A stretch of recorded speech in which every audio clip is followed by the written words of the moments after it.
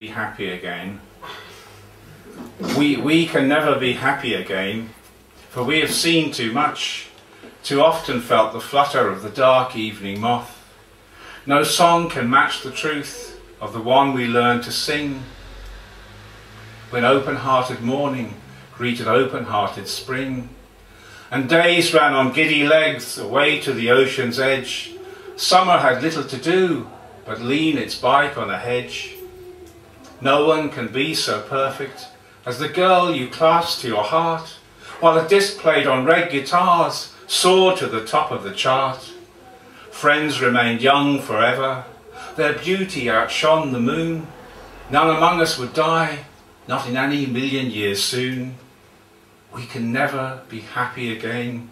We can only hope for the best, that love redeems dreamers like us, damns the ungodly rest. There we are. Gives you that Victorian melodramatic look. There's a little bit of... No, look, that bit there. Oh, you're right. Down the stairs. Yeah. No. Yeah. Looks like somebody's hiding behind it, doesn't it? Okay. That's the best we can do. This is quite a sad poem. It's based on the story of a young man called David Plato Bouverie, who was the son of the High Sheriff of Hertfordshire. While working as an apprentice photographic guide in Zimbabwe, unfortunately he was eaten by lions. Now, it's terribly sad, but on the other hand, if you go forward a few generations and, you know, the people who've lived on come and visit the tombstone, it's a bit more interesting, isn't it, than a normal tombstone eaten by a lion. So I'll leave that thought with you, and here's the poem. Will they put "eaten by lions" on his headstone? It's certainly more interesting than "passed away, peacefully resting." Eaten by lions tells us death was unexpected, foreign and gruesome, delivered by a twosome from the pride who fancied a teenager's hide, dragged from his tent, several large gulps, no ill will meant. Eaten by lions at 19, a romantic and tragical end, explained on a postcard easily. Big cats have gobbled my friend.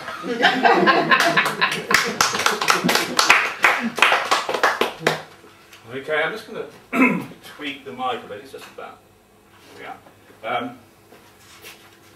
Okay, this is called Popcorn. We have a Mormon running for president, so it's faintly topical. And when we were children, we used to get visits from Mormon elders, who, as you know, aren't elders at all. They tend to be very clean-cut young men. And my mother, who was Catholic, would let them in. And they introduced us to popcorn, which was unheard of in England back then. So popcorn. The elders came Friday evenings, black suits, neither over 21. My Catholic mother let them in, such clean young men. They made popcorn, crackling in the old steel pan. We gobbled it hot and salted, while the elders showed us slides of their elders' long journey across the barren Salt Lake to make a home in Utah, lay foundations for their faith. We listened noisily. It was more exciting than TV. You don't get popcorn on Blue Peter, a film show, and for free. Popcorn finished, slides ended. The elders grinned their very white grin. My mother said goodnight to these clean young men. We never switched to the Church of Jesus Christ of Latter-day Saints. What would the priest think? But we did learn something. We learned to believe in popcorn.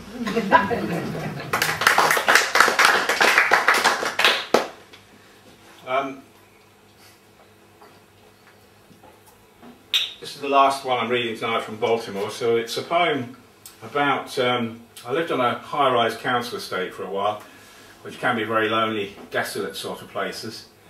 So suitably it's called Comfort in Desolation. After Labour Party, which is a bit like church, I invite Dave into our warm, bright home for coffee. His eyes sparkle at the invitation. You get few enough when you're half deaf and semi-retired. Coffee and conversation brings comfort in desolation. So much history to tell.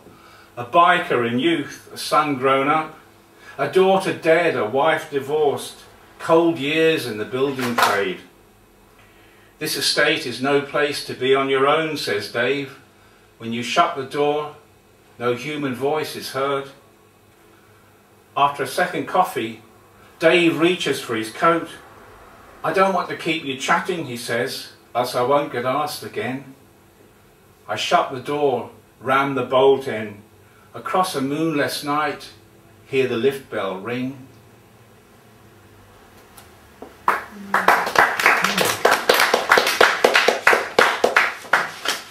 I'm going to finish my first contribution tonight with a couple of new poems written this year, and I share a birthday with Michelangelo, so this is why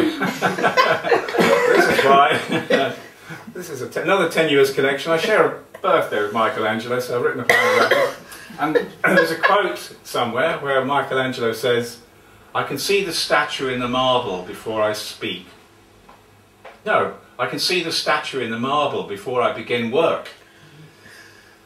It's a Patric Cunnane. You've got it one. I won't bother reading the poem now. It's not necessary.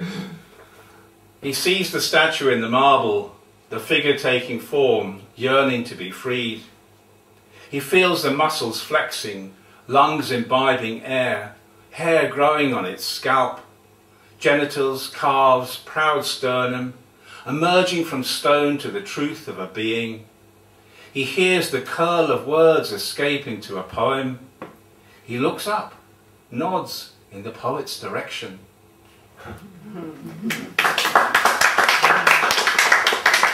And only 500 years later I was born. So,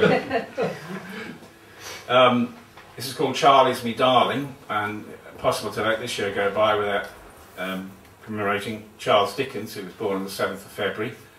I was at the British Museum the other day, and if you are a Dickens fan, there's a shop which you may know opposite the museum called Jarndyce, and it's like stepping back into the Victorian era going in there, so you can find rare editions.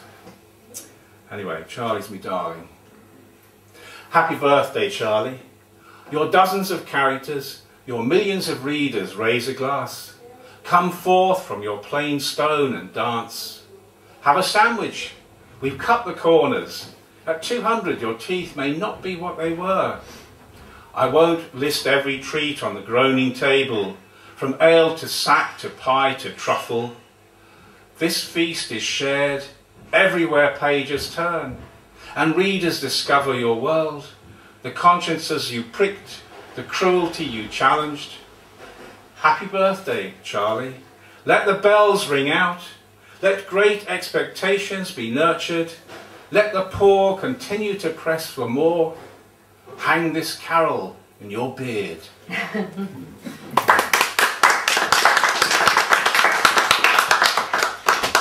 Thank you very much indeed.